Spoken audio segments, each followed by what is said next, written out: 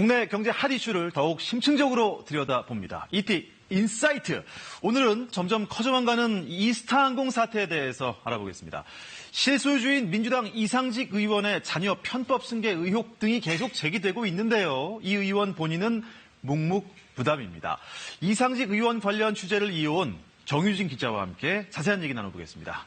정 기자 안녕하세요. 네. 글쎄요, 지금 이스타항공에서 시작해서 옵티머스 펀드 김재현 대표 이름까지 거론이 되고 있고요. 흐름이 참 복잡합니다. 2015년으로 거슬러 올라가 볼까요? 당시 10대 또 20대였던 이 의원 자녀들이 이스타홀딩스라는 회사를 설립해서 이스타항공 최대 주주가 된 겁니까? 그렇습니다. 이 회사를 만드는 데는 자본금이 딱 3천만 원 들었는데요. 이 3천만 원짜리 회사가 어떤 사모펀드에서 80억을 빌려옵니다. 그리고 이때 담보로 제공된 거는 이스타홀딩스가 스스로 가치 0원이다 이렇게 주장을 했었던 바로 그 이스타항공 주식을 담보로 맡겼습니다. 10%가량이었던 걸로 확인이 됐고요. 이스타홀딩스는 이걸 담보로 해서 이스타항공의 주식 68%를 이제 사 모으게 되는 거죠. 그리고 이후에는 이 빌린 돈을 현금으로 갚는 게 아니라 그 담보만큼의 주식을 사모펀드에 대신 주면서 거래를 마무리했습니다. 글쎄요. 전 잘 이해가 안 되는 게 정리를 해보자면 이스타항공 주식 한 10% 정도로 이스타항공 주식 68%를 사들였다는 건데 글쎄요. 사모펀드에서 이렇게 쉽게 돈을 왜 빌려줬을까요? 그렇죠. 이게 사모펀드 측에도 상당한 위험 부담이 있는 거래이기 때문에 네. 당연히 손해를 안 보기 위해서 아까 얘기했던 그 담보를 다시 어떤 변호사한테 맡겨두게 됩니다. 이 변호사가 바로 이 박모 변호사라는 분인데요. 이상직 의원의 고등학교 동창으로 알려져 있고 또 이스타항공의 사내이사도 맡으셨던 분입니다. 그러니까 이제 뭐 펀드랑 이상직 의원 측이랑 둘 다 믿을 만한 사람이다 해서 이제 만일의 사태를 대비해서 이분한테 담보를 맡겨놓게 되는 거죠. 그런데 알고 보니 이 박 변호사가 맡아두었던 그 담보를 본인이 또 자기 지분인 것처럼 제공하면서 또 돈을 막 끌어모았다면서요? 또 어떻게 된 내용입니까? 그렇죠. 그 과정을 자세히 이제 적어놓은 게 본인이 직접 작성한 것으로 알려진 사실 확인서라는 문건입니다. 이게 어떻게 보면 그 편법 승계 의혹의 핵심이 됐던 이스타항공의 지분 일부를 내가 빼돌렸다 이렇게 고백하는 자술서 성격의 문건이라고 볼 수도 있는데요. 내용을 보시면 돈을 빌린 곳이 두 군데가 나옵니다.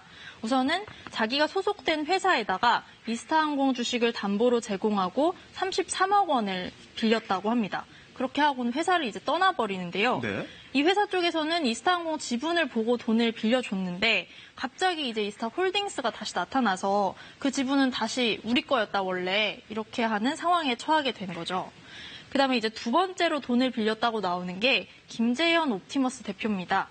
사실 확인서에도 명확하게 옵티머스 자산운용 대표라고 적시가 돼 있고 또 친한 후배였다 이렇게 설명이 돼 있습니다. 이 김 대표한테 이스타항공 지분을 제공하고 15억 원을 빌려왔다고 사실 확인서에 나와 있습니다.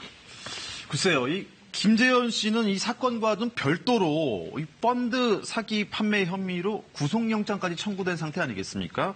그 유명한 옵티머스 자산운용이죠. 이 옵티머스 펀드의 자금도 혹시 이쪽 홀딩스로 흘러간 게 아닌가 이런 의혹이 있지 않습니까? 네, 물론 이제 그런 의심도 당연히 가능합니다.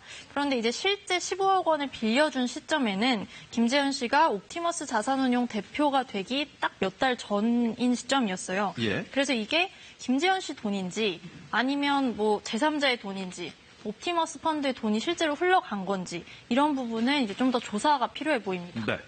이 사실 확인서가 있다고 그랬잖아요. 그 내용대로 본다면 이스타홀딩스도 그 박모 변호사한테 약간 속은 거 아니겠습니까? 예, 그게 바로 이스타홀딩스 쪽이 주장하고 있는 내용인데요. 저희가 이 사실 확인서를 확보한 다음에 홀딩스 쪽에 이런 내용이 맞냐 이렇게 물어보니까 우리가 진짜 완전히 피해자다 이런 답변이 돌아왔고요. 실제로 2018년에는 박 변호사를 횡령으로 고소를 한 것도 확인이 됐습니다. 그런데 이제 약간 석연치가 않은 부분은 이 사실 확인서를 도대체 이스타홀딩스가 어떻게 박모 변호사한테 받아왔냐는 겁니다. 박 변호사는 이 사건 이후에 잠적을 해서 국내에 없는 걸로 알려져 있거든요. 그런데 유일하게 이스타홀딩스에서만 박 변호사랑 접촉이 돼서 자신들한테 유리한 내용의 사실 확인서를 받아왔다는 점이죠. 그랬군요. 이상직 의원 얘기로 좀 돌아오겠습니다. 이 편법 승계 의혹이 중요한 게 직원 그 임금 체불부터 일단 시작이 된 문제잖아요. 그렇죠. 지금 이스타항공 사태의 시작은 직원 1,400여 명이 수개월치 임금 250억 원 정도를 못 받았다는 데서 시작했는데요. 결국 이걸 누가 책임지느냐의 문제, 그리고 또 무리하게 승계를 좀 진행하다가 일종의 경제 범죄까지도 발생한 상황인데 경위가 자세히 밝혀져야 한다는 게 저희 취재진의 판단입니다. 선의의 피해자가 더 이상 안 나왔으면 좋겠습니다. 정윤희 기자 잘 들었습니다. 고맙습니다.